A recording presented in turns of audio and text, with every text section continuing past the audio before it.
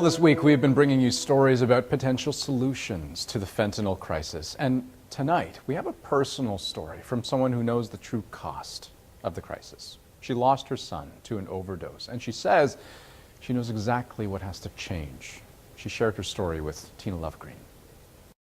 He was into sports when he was younger. He raced motorcycles and he played baseball and he was in karate and he was a great fisherman. His mother says a shoulder injury was the beginning of the end for Kenneth Lee Piers. Once he started on the painkillers, everything changed. The demon of addiction just gets a hold of you and it just robs your personality.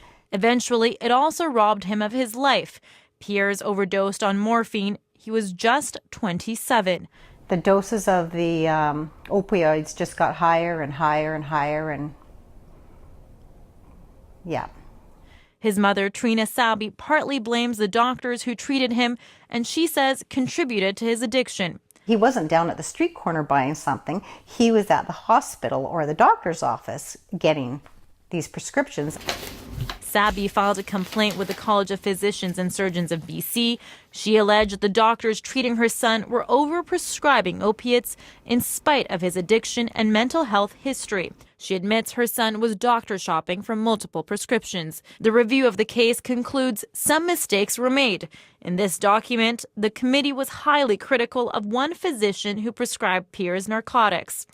Piers' frequent requests for 2-month supplies of high-dosage narcotics should have raised red flags for addiction or diversion.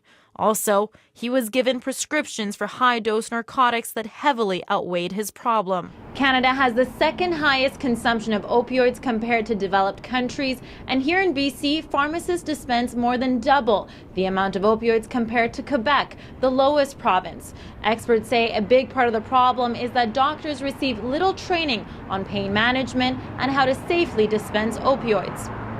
This expert has researched the problem in BC. The fact that they're prescribing hundreds of pills for someone with lower back pain or for a wisdom tooth extraction, that to me is a sign of way too liberal approach to prescribing these drugs.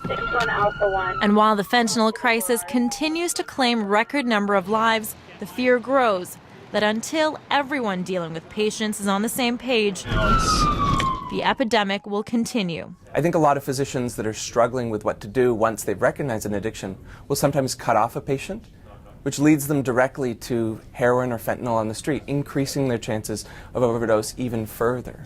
That's a fear shared by this grieving mother, who says she will continue to fight for more prescription accountability so other mothers will not suffer her loss. I would really like to see these people in a different light. I've heard so many times about, they're just throwaways.